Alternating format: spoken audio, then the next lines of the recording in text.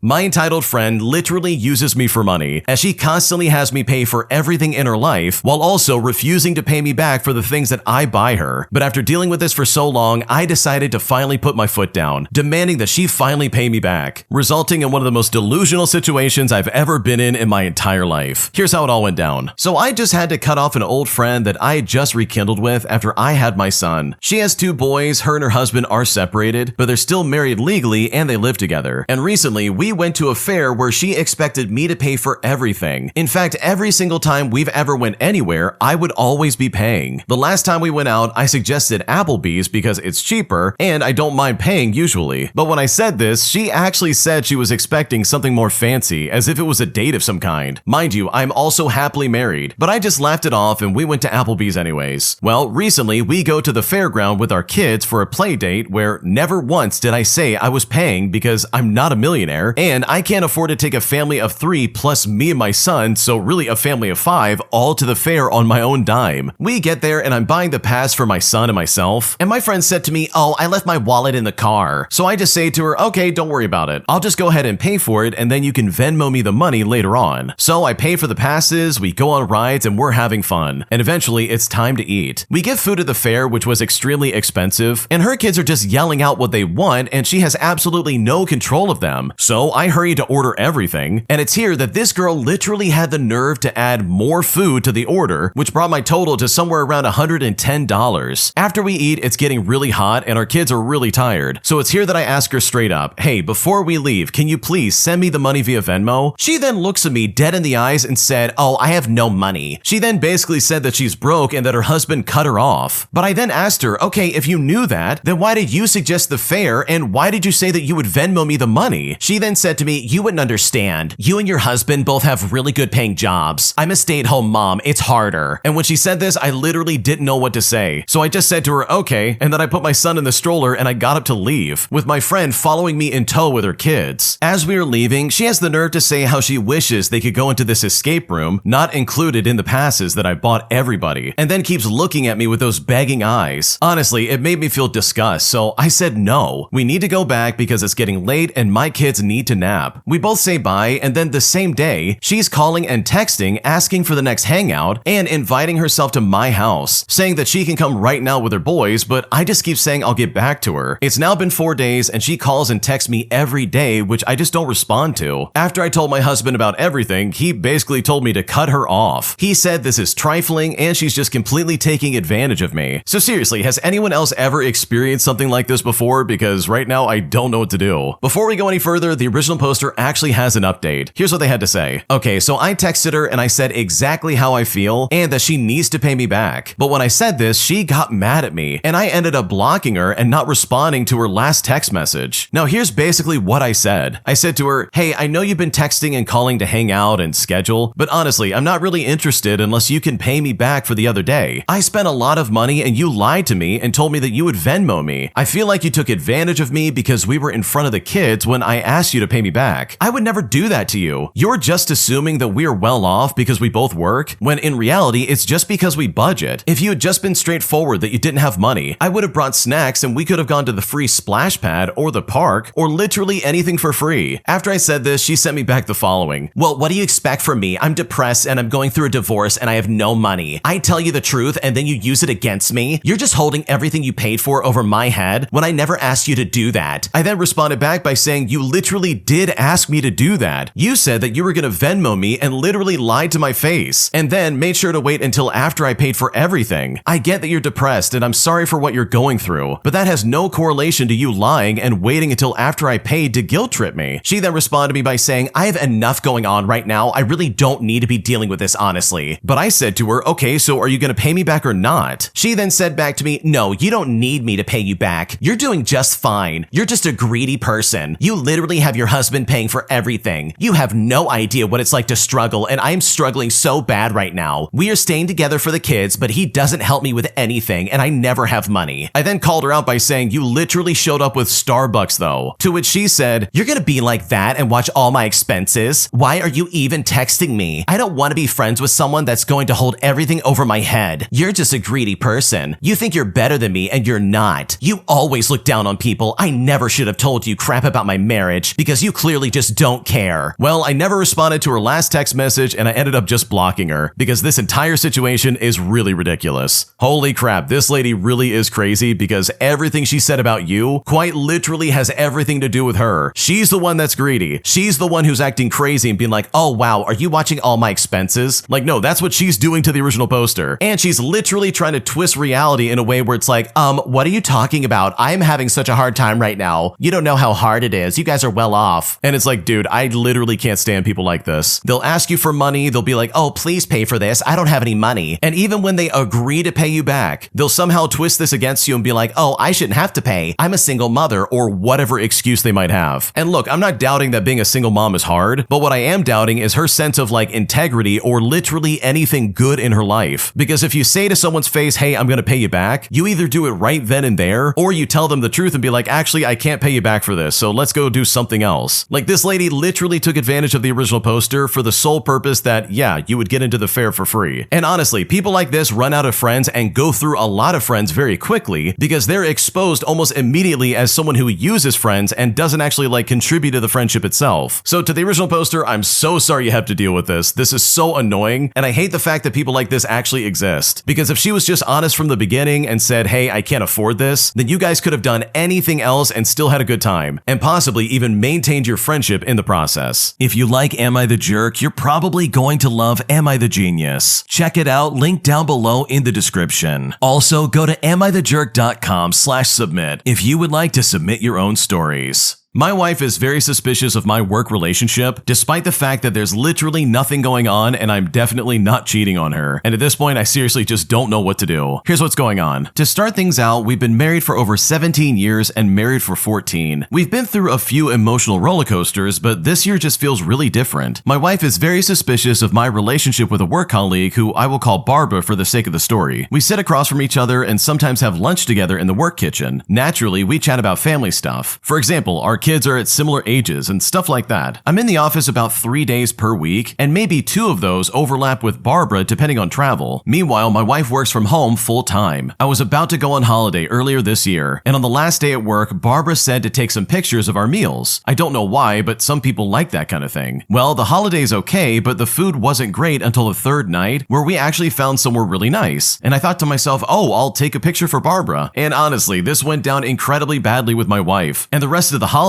was full of really long silences. But I simply couldn't understand what the issue was. She's a friend and a colleague, nothing more. But my wife was really upset that I've been messaging the girl from work. The main question that kept coming up was why her and not a male colleague? We then had quite a long heart-to-heart, and I agreed to not share any family information with Barbara ever again. Now, ever since then, it's been fairly good at home, and I feel like we really grew together. But last week, working from home, I needed to message Barbara about some work stuff. My wife was stood next to me when Barbara's name popped up on Teams, and she started getting anxious, asking if that's who all the team notifications were from. I explained why I was messaging, but she just didn't buy it. She then said, okay, well, if I scroll up, is it all just gonna be work stuff? Well, when she said that, I just let her do it, and it's here that she found a message that said, hope you're having a good day. And when she saw that, she stormed out, and we've barely spoken ever since then. I do genuinely love her completely, and I have no interest in anybody else, but I feel torn between thinking, okay, how could she think that I'd ever be dishonest with her? And at the same time, if that's what she's thinking, then she's feeling awful. I honestly don't know what to do to fix it. We're not great at communicating when there's friction, emotion gets in the way too easily, and I'm thinking counseling would give neutral ground to open up, because right now I really just don't know what to do.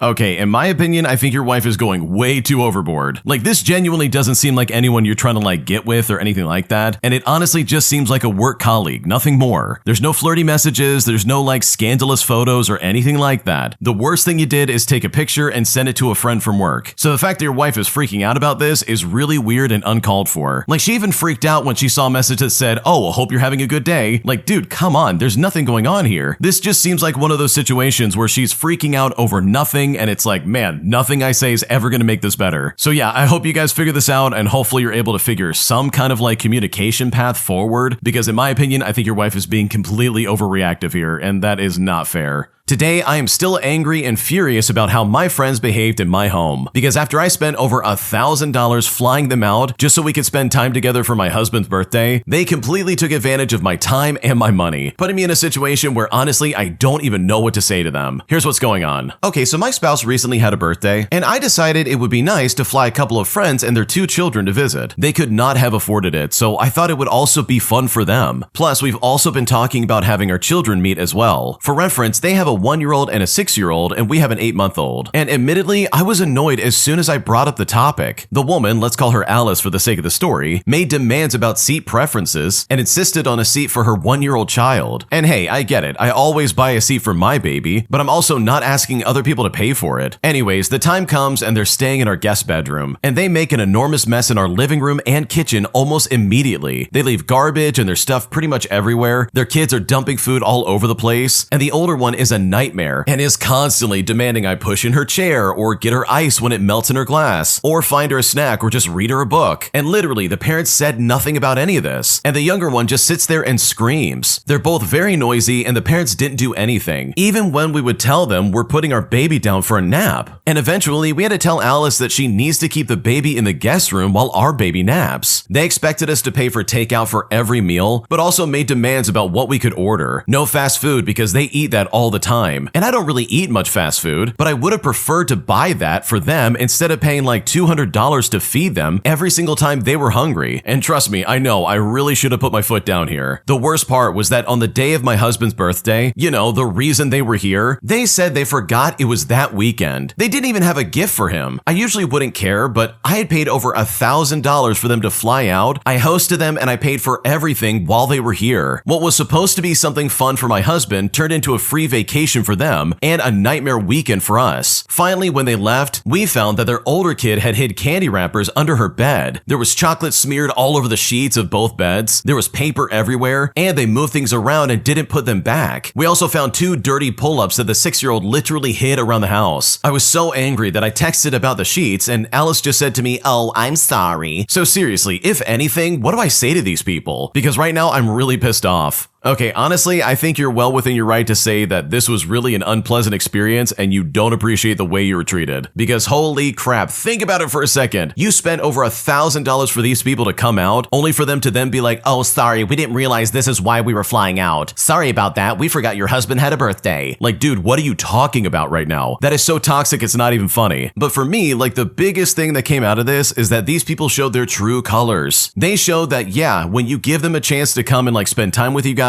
they're absolutely going to take advantage of it and treat you and your home like crap, and that is so unfair. Because this really was supposed to be a fun weekend, but instead, they absolutely ruined it. My husband's entitled crazy ex is literally making his life miserable, as she is constantly making false claims at his work just to try and get him fired. And at this point, I seriously just don't know what to do. Here's what's going on. So I've been with my husband for almost 6 years now, and recently we got married. His ex had told him that she had a boyfriend and wanted a divorce, and shortly after he met me, and she just went completely crazy. She started threatening him with restraining orders because she claimed that he was mistreating her. She did everything to make him miserable, and yet he still didn't do anything wrong. Now, he's been working in the local grocery store around a year now, and he's the lead in the department that he works in. Recently, he's seen his ex, but doesn't really interact with her, except asking if she needs any help, which he's required to do. And usually she just ignores him. Well, twice in the past month, she's made complaints to his boss. The first one was when they had a product on sale and it was gone, and she apparently complained that he wouldn't go in the back and get her more, even though there was literally none others in the back. The second instance was the same thing. She grabbed the last of a product on sale and then asked him if there was more, and he just told her, "Sorry, that's the last one that you grabbed." And she then asked again, "Is there more in the back?" And he said no. Well, as you can imagine, she complained to his boss that he wouldn't get her any from the back. So finally, my husband's boss says, "Well, if my lead says there's no more in the back, then there's nothing else back there." My boss also knows exactly who this lady is, as my husband has definitely explained exactly what's going on to this guy. He's not at risk of losing his job. He's been polite and professional this whole time, but she is making him miserable every time she interacts with him. It's It's been almost 6 years now, and she simply won't stop, despite the fact that she's still with her affair partner. Okay, honestly, it kind of seems like what she's doing right now might be illegal. Like, from the sounds of it, it seems like she's trying to get him in trouble and get him fired, all under false pretenses while also being his ex-wife. Like, I don't know, I'm not a lawyer, so I have no idea what I'm talking about, but if I had an ex-girlfriend who was acting like this, and they're like, oh yeah, you are never helping me, I'm gonna keep complaining to your boss. Like, at that point, I would probably be like, okay, I need like a restraining order or something. This is crazy. Because if anyone's mistreating anyone here, it is definitely the ex, dude. Like, they're being so weird right now. So hopefully this gets worked out in some way. This is such a weird grudge to have, especially when they were the one cheating. Like, what's going on right now? Plus, on top of that, it's been 6 years, bro. Like, just let it go and move on. No one's impressed by the way you're acting, and honestly, it's just really embarrassing. Am I the jerk for invoicing my friend group each $23 after they pushed me to host the playoff watch party for a game we wanted to watch, only to then act like I was responsible for paying for everything, despite the fact that this is not something we had all agreed upon? Here's what happened. I'm a 31-year-old male and I have a tiny apartment, but I also have the biggest TV in our friend group and a decent couch. A week before the game, the group chat basically votes that the party's at my place because they think the sound is crazy good at my place and they just want it to happen there. I say to them, okay, cool, but I can't afford to feed 9 people on my own right now. I then suggest a potluck or that we split the basics. 2 people say that they'll bring wines and brownies, and 1 person says that he'll do chips. But the day of comes around and only the chips guy shows up. I then end up having to buy 3 pizzas, a veggie tray, I get some ice and 2 12-packs, and I got some seltzers because I panic that it'll be weird with nothing. The receipt total is also over $200, and my place got wrecked. Nothing broken, just sticky glasses and salsa in the rug. And in the end, everybody left fast because the next day was Monday. The next morning, the same chat is sharing memes about the game, and I say to them, hey, can we split the cost? I mean, it's only $23 each. I'll go ahead and send a breakdown. Well, immediately I get one guy saying, dude, it's tacky to charge for hospitality. You offered to host. But it's like, dude, I didn't offer anything. They literally picked me out of the group. And I said we could split it or have a potluck like 3 times. One guy sends me money via Venmo, but the rest starts moving goalposts, saying stuff like, oh, we barely drank anything, or that they brought the vibes to the party, and that I could deduct pizza because I had 2 slices myself. I then say to him, it's not okay not to pay. I just won't host the next time because I'm not a bank. And now I'm being petty and keeping score. I do like having people over, but I also like rent being paid on time. So am I the jerk for sending the invoice and saying no more hosting if we don't split? Because right now I really just don't know what to do.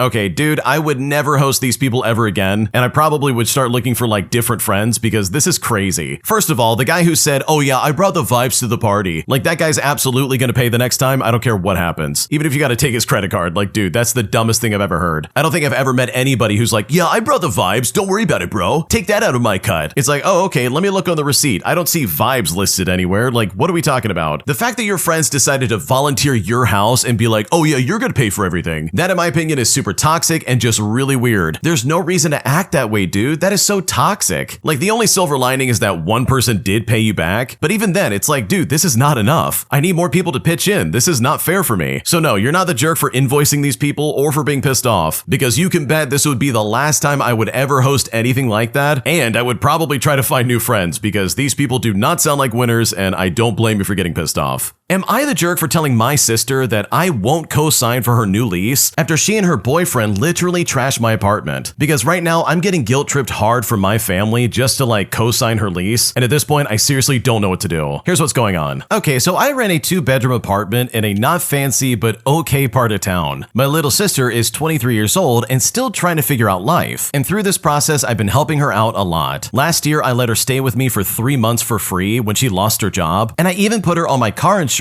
because it was cheaper. I also covered her phone bill a few times, so I'm not anti-helping. 2 weeks ago, she asked if her boyfriend could hang out at my place while I was on a late shift because she said that his roommates are annoying. I then told her that was fine, but only in the living room. I didn't want any parties and I didn't want any other friends. Well, I came home at about 11 o'clock p.m. and my place was a mess. There were 4 people, 3 of them I didn't know, empty bottles all over the place, someone smoked on the balcony, there was pizza grease on my couch and then some. And on top of that, my sister was drunk, with her boyfriend using my PC for games. They broke a candle holder and tried to to hide it, and honestly, I was furious and I told everybody to get out right now. The next day, I told her that she can't stay with me for a while and that was disrespectful. Now, she wants to move into her own apartment and she needs a co-signer because she works part-time and has no credit. She then asked me for help, but I said no. When I said no, she started crying and said I was punishing her for one mistake and that family is supposed to help out. But I told her co-signing is not buying you lunch. If she misses rent, then they're gonna come for me. And I already saw how she treats stuff that doesn't belong to her. She then went to our mom, and now mom is texting me that I'm gatekeeping housing for my own sister and that I make more money, so apparently I can absorb it if something happens. I really do love her, but I just don't trust her boyfriend. I don't trust her friends, and I don't want a surprise $1,000 in rent on top of my own just because she wanted to go to Coachella. So am I the jerk for saying no to this? Because right now I'm incredibly frustrated. Dude, I can't stand the way your family's acting. No, of course you're not the jerk. If your mom really feels that strongly about this, then guess what? She can step up and co-sign this situation. Like, what's going on right now? Why is it that you're somehow responsible for your sister's housing situation? Because honestly, you've got it right, dude. She trashed your apartment. She disobeyed every single rule that you set up before you left, and then is actually trying to act like, oh yeah, you're punishing me for one mistake. And it's like, no, dude, if you dropped something and broke it, that would be a mistake. What she did was a series of decisions that she refuses to be accountable for. So no, you're not the jerk, because if I was in your shoes, I would do the same thing. An entitled Karen tries to take my child from me, claiming that I'm too young to have a child and that she's gonna call the cops, assuming that I stole this kid from somebody else. And I'm so blown away by this interaction, and now I seriously don't know what to do. So I'm a 20-year-old female with a 3-month-old son, and we took our son to the park for the first time. They have swings that are good for little babies, so we had him in there, and he absolutely loved it. There was an older lady there with 3 kids. I'm assuming her grandchildren because they were pretty young, and she seemed like my grandma's age. Now, she was eyeing us up since the moment we got there. My fiance is a smoker, and he's not allowed anywhere near the baby while smoking, so he went to the baseball fields to sit and smoke. This is a decent ways away too, by the way. Even though this is a very, very small town, I didn't know this woman, as we didn't live in the town that we are currently at. We live in the biggest town in the county, but apparently the county's park didn't have any swings, even though it's huge. But I was very familiar with this town, as I lived here for many years when I was younger. So he was fine with leaving us alone, just not familiar enough to know the people anymore. My step-grandparents also lived here, so I felt comfortable for the most part. After my fiance had went over to the ballpark, this entitled Karen approached me and began talking to me. She asked me how I like babysitting, and when I said that, I just laughed at her and told her I wasn't babysitting and that this was my son. And when I said this to her, this set her off. She grabbed a hold of my wrist and told me don't lie to her, stating that I'm too young for this to be my son and that she doesn't believe me. She told me if I don't produce valid forms of identification for the both of us, she would call the police for kidnapping. So here's the issue with that. I don't carry my wallet on me that often, and the only forms of identification I have from my son is his insurance card. And this is because his social security card and birth certificate have not yet come in due to everything at the time being bogged down by the virus. I told the lady that, and she turned in her grip in my wrist, stating that that's a lie because they give you documents at the hospital. Well, they definitely didn't do that in my case. Now, what happened next absolutely blew my mind, as this escalated to the point where she shoves me down and tries to grab my son, stating that she will be keeping a hold of him until the cops arrived. When this happened, I quickly got up and grabbed my son from her. I didn't punch her, but I did sort of palm her nose, which I guess I did harder than I meant to, as it did cause some damage. She yelled at me that she was going to press charges for assault. My fiance was making his way back during this time and caught the tail end of the confrontation. Skipping ahead to when the cops show, they are talking to each of us, but the old lady won't stop screeching, so they take her further away so we can talk. Now, at this point, I am completely in fight mode and I'm terrified. I'm frantically explaining that I don't have ID, but this is my son. We just came here to the park to play. If there was any way I could prove I was the mother of my son, I showed him a photo of my C-section, of him literally getting pulled from me, and him on my chest a few hours later. Obviously, he looks different now, but you can tell it's the same baby. We were allowed to go home, and we were told we'd be hearing from someone about the assault and charges against the woman. This is all so crazy, and it happened so fast. Before we go any further, the original poster has some updates to the story. Here's what they had to say. say, "We set up an appointment with a lawyer for this Monday, and I will be going to the police station later today. We called ahead and made an appointment for 3 o'clock. Now, when it comes to if the park had any cameras, I was pretty sure they didn't, as it's a very small area, but I called anyways, and it turns out they actually did. They agreed to send a copy of the footage to me, but they only have a couple, so I'm not sure if what happened was caught on tape, as the cameras are near the pavilion and the swings are off to the side. I know I should have reacted better, but I was in such shock and it happened so fast. But hopefully all of this will move on quickly and I can move on with my life." Wow, what an awful situation. Seriously, I can't imagine being in her shoes. Here you are just trying to enjoy the park, and then someone comes around and literally tries to take your child. Like, that is honestly insane. How can someone honestly do that and think that that's okay? The original poster actually has more to say about this, and not only did the cameras in the park not pick up any of this interaction, but apparently the original poster got charged with assault and the charges against the old lady were dropped, and that is honestly so awful. That entitled old lady, in my opinion, got off easy. And you know what? If I was in the original poster's shoes, I would have palmed that lady in the face as well, if not escalated this a little bit further, if they seriously think I'm gonna let them take my kid. They currently are trying to get this appealed, so hopefully something good comes out of this. Because in my opinion, you did nothing wrong. You were protecting your child, and in my opinion, you did absolutely nothing wrong. If you like Am I the Jerk, you're probably going to love Am I the Genius. Check it out, link down below in the description. Also, go to amithejerk.com/submit if you would like to submit your own stories. This next one came from the Am I the Jerk podcast subreddit. Check the links in the description if you'd like to submit your own story. Am I the jerk for throwing my brother-in-law's vape away because he wouldn't listen to me? Here's what happened. So here's a bit of backstory. I just recently had a baby. My baby was a C-section baby and came out a whole month earlier than expected. My daughter was in ICU for 13 days before coming home. Before bringing my daughter home, the nurses told me that if she was to get sick within a month, she would have to be back in the hospital due to her undeveloped lungs. They also told me that she couldn't even be in the same house as a vapor or smoker, as it could make her severely sick, and there is a possibility that she would not survive. She has been home for 10 days now, and today my brother-in-law continued to vape in the house after telling him on multiple days and times to stop, as it could make her sick and possibly hurt my daughter. He literally just straight up said, "So I didn't ask for a baby to be in the house. In fact, I hope my vape does cause problems. I'm tired of her interfering with my life." I told him he could always go into his room and open the window with his door closed, but just not vape in the general area where everyone hangs out to see the baby. Well, I was making my daughter a bottle and I was feeding her when he vaped and purposefully vaped her way twice. I told him to stop, and it was the last time I was gonna tell him before ruining his vapes and not caring in the slightest how much he spent on it. Then, not even 5 minutes later, he tried doing it again, and this is right when I'm in the kitchen burping my daughter. After feeding my daughter, I saw his vape unattended, so I grabbed it and threw it outside and watched it smash into pieces on a tree. Later, he tried looking for it, and I told him that he shouldn't have been vaping in the house like I had asked him nicely on multiple occasions. I told him to look outside for the vape. He screamed when he finally found his vape outside, ruined and in pieces, and then came back inside and began yelling that I was a jerk. He said that he spent his last $50 for the next 2 weeks on this said vape and that I had completely ruined it. I told him to start listening to the rules instead of trying to hurt my daughter, and if he can at least do that, this won't happen again. Also, keep in mind he is very entitled and acts like everyone in his life, including my husband, is his maid and should just do everything for him, like clean up his room and make his food, put his food on a plate and serve it to him, while also demanding that we should be buying him things with our own money and so much more. He also doesn't pay rent, and he shouldn't even have the vape in the first place anyways, as he is not even 21 years old yet. So honestly, what should I do? Before we go any further, the original poster has an update to their story. Here's what they had to say. So, since some people are confused, my brother-in-law does not get along with the rest of the family. This is mine and my husband's property and home, and my brother-in-law has nowhere else to go and goes to school in this district. My husband doesn't want his brother in the streets. Also, my husband's mother spoiled the entitled brother-in-law as he is the baby of her kids, so she gave him everything. He has demanded everything, even if it meant that she had to go into debt just to give him what he wanted. So anyways, last night my husband and his brother got into it severely. My husband didn't really get mad at first. They started off by talking about how my husband's work was. He was then told by my brother-in-law that I ruined his vape for no reason. Keep in mind, by the way, I was napping with the baby at the time, so my husband didn't know the extent of what was going on. Well, my husband said that I would never do that as I was a vapor myself before our daughter came into the world. Then his brother demands that my husband buy him a new vape. And this is where it gets wild. My husband said no, and my brother-in-law then started to yell. He said, "I just wish your baby wasn't around anymore. That way I can at least have my brother back. It's not fair. You always choose them over me. I thought family was supposed to come first, you jerk." My husband then yelled back and said, "Don't you dare say some garbage like that. They are my family. My daughter is my world. But I have to come home almost every night with my wife crying because she is worried about my daughter's health. I suggest that if you want to live here, you need to get off your butt and start working and learn to smoke outside and away from the family I am building for myself. And if you have a problem with my wife and my daughter, then you can leave my house. I'm not doing you any more favors going forward. You are on your own." Now, my brother-in-law was in shock and just stood there dumbfounded. He got really upset and left the house to go to his friend's place. My husband feels as though he needed to finally learn a lesson since their mother spoiled the kid rotten before he lived with us, as was said before. So far today, my daughter and I are snuggled up together while my husband is getting ready to go back to work again today. I was told by my husband that if he comes back home and causes me problems, I should give him a call and that he will come home as soon as possible and address the issue. Wow, your brother-in-law sounds absolutely awful. This guy is seriously blowing vape in your daughter's face. I mean, the nurse was really clear about this situation. Your daughter cannot be exposed to anything like that. Cigarette smoke, anything with vaping, all that stuff cannot go in her lungs. She is just a baby. She just barely got out of the hospital and she was barely born. And your brother-in-law is being the most selfish jerk on planet Earth. Like, seriously, think about what he's doing right now. He has said on multiple occasions that he doesn't want this baby around. And I use that term lightly because what he actually said was atrocious. It was seriously uncalled for and there was no good excuse for anything that he said. It honestly makes sense as to why the rest of the family on your brother's side don't really like your brother-in-law. He sounds like just this punk kid who clearly got everything he wanted in life and now is trying to use that as some kind of leverage in your home. Like he's spoiled rotten and he's trying to act like this baby as well as the original poster are some kind of deterrent to him having a brother again. Like he seriously was like, "I can't believe you're choosing them over me." Like, what, are you crazy? Of course he's choosing his daughter and his wife. He made a serious commitment when he got married. He's not just gonna turn his back on them and be like, "You're right, you can vape all the time whenever you want." Like, that's seriously insane and there's no excuse for that. So no, you are not the jerk. I would have thrown his bags and all of his belongings out the door as well, not just the vape if that was me. So hopefully something can change in your living situation because this guy does not sound like a good person. And honestly, you deserve way better for you as well as for your infant daughter. Am I the jerk for not babysitting my wife after she got super drunk? Here's what happened. So my wife and I were on vacation in a foreign city. We met up with some friends, went out to dinner, and then hit the bars. And I got fairly tipsy, even borderline drunk. Out of nowhere, my wife decides it's time to go all out and informs me that it's her turn to get drunk. The problem was, I'm already tipsy and drunk myself. Then she just straight up disappears. We send a female from the group into the bathroom to find her, but nope, my wife just vanished to the bar and proceeded to down 12 shots of Fireball whiskey as well as some flavored vodka. Yeah, you can imagine how that went down. She pukes all over the place, pukes again on the street, and drunk me is kind of all on my lonesome as our friends are all trashed as well. Somehow, I managed to navigate both of us back to the hotel on foot, mind you. I get her into the shower to clean off all the vomit, and she says she's okay. And then I flop onto the bed and pass out almost immediately. Now, all seems well until about 2 o'clock in the morning rolls around, and the hotel phone starts blaring. As I'm groggily trying to figure out what's happening, I get out of bed and I realize my feet are literally wading in water on the carpet. There is 2 inches of water on the carpet. She passed out in the shower, not the bathtub, but the shower only, and her body was perfectly blocking the drain in the floor. It ended up flooding our entire hotel room and leaking out into the hallway and into somebody else's room, who presumably called the hotel staff. We managed to get ourselves dressed, hotel staff comes up to talk to us, and we're shuffled to a new room without a watery carpet. There were no real consequences, and we were not charged for any fees. But here's the crux of the issue. My wife turns around and blames me for this entire circus. According to her, I apparently should have been more attentive and made sure she got out of the shower. I mean, she did say she was okay, and at that point, she did sound coherent. I mean, to be honest, I was drunk as well. Now, I guess I would get this if she didn't spring this on me after it was too late for me to not drink. So am I the jerk in this situation? What should I do? Honestly, I don't think this is totally your fault. Your wife made a terrible decision and is now trying to blame that on you. Like, seriously, you need to be really brave if you want to try and get trashed in another country when everybody else in your party who could take care of you is also trashed themselves. Like, that is sketchy, that is not okay, and something really bad could have happened. And it also doesn't help that you also were kind of tipsy. Not to the point that your wife was at, but still, you were not really in a place to watch over her and try and babysit her. So the fact that she's trying to blame this on you, in my opinion, is really unfair. She made the decision to get completely wasted, not you. I mean, if she really wanted to drink for the rest of the night, she could have at least informed you first so you could abstain from drinking and try and at least be her chaperone of some kind. So in my opinion, the timing just seems really bad. It seems like she jumped to the conclusion that this is somehow your fault, despite the fact that she's the one that decided to get completely wasted. I don't think that's your fault, and I also don't think it's anybody's fault that the room got flooded when she passed out in the shower. It kind of seems like everybody in this situation didn't really have a full grasp on what was happening because everybody was wasted and needed to rest. So no, I don't think you're the jerk. I think some really bad decisions were made, and it seems like your wife is trying to blame you instead of simply just trying to own up and take responsibility. I was fired earlier in my career by 2 senior people I reported to, but after several years, I finally got my revenge on them by playing a major role in practically torpedoing their career, and I've never felt better about finally getting revenge. Here's what happened. When I was in my early 20s trying to make it in the world and just starting out, I reported to a senior sales team as a junior salesperson. Really, it was a support role, and I knew my place. I was to watch, stay quiet, learn, and help them. I report to a lady who was mid-level and the senior guy who was head of sales. I was green, and while I was seeking mentorship and periodically asking for advice to improve how I was supporting them, they mistook that as incompetence. It was simple things like learning what format each of them preferred their daily reports in and what tasks they had to do. I also had an issue because the senior guy basically stole my first bonus at the 3-month mark. It was a tiny amount of money for him, but it was certainly a lot of money for my young self. I didn't officially complain, but asked him about how he was able to keep my bonus when it was obvious it tracked back to my efforts on the data. He didn't like that and didn't pay me. I was doing a good job. I'm fully aware of my skills, but with the explanation of them saying it's just not working out, they fired me a few weeks later. I spent a couple of months getting a new job, which turned out to be an amazing smaller firm where I was appreciated, mentored correctly, and thrived. The new firm was very successful. About 2 years later, after I'd become a vital but still junior part of the smaller company, my former firm closed up in the region and put everybody out of work. So I saw through the glass while walking by the boardroom one day that the senior guy who stole my bonus was being interviewed for a job at my current firm. My current superiors didn't see me walk by, but my old boss and I made eye contact. Now, in a small sales team at a small firm, it's important to have a nice working relationship as well as having a lot of trust. It's also a lot of selfish salespeople who are there to make money and don't like being ripped off. So later that afternoon, I quietly mentioned to the boss about how I noticed they were interviewing this specific person in the office today when I was walking by. I then said to him, I used to work for that jerk and he stole my bonus one time. And you know what? It was all I needed to say, because the last thing my current boss needed was a person who'd do that to our team. Eventually, times got tough, and I know that man spent 2 years looking for work. 6 or 7 years later, I was at a new company in a more senior role, and the one lady who I originally reported to called me up and was selling at a new firm, and she was calling to see if I would be interested in purchasing from her. Now, I didn't know she had started working there. The firm she was with was selling something that was very basic and interchangeable to competing firms. She had gone from selling important things to selling a nothing product after the original firm had closed. She acted all happy and nice to me, and then she recalled the great job I did when we worked together. I also know she didn't want to be talking to me, but her call log said that she had to call. I told her thanks, and then she sends me along an official quote and proposal. And this proposal and quote, by the way, is after several hours of work on her part. Now, in the industry we're in, she was paid not only on new sales, but also for net sales measurements, meaning meaning she had to retain clients as well as bring in new ones. Now, I had a lot of commitment at the firm she was now at. While she spent her afternoon drafting a proposal, I spent a couple of hours pulling all my business from that company and substituting it for a competitor up the street. She emailed me a full business proposal and mentioned that she was excited to be working with me again and that she was excited to be supporting my business. She had no idea yet, but I had just pulled out everything, and she would never receive a bonus this year because of the size of the amount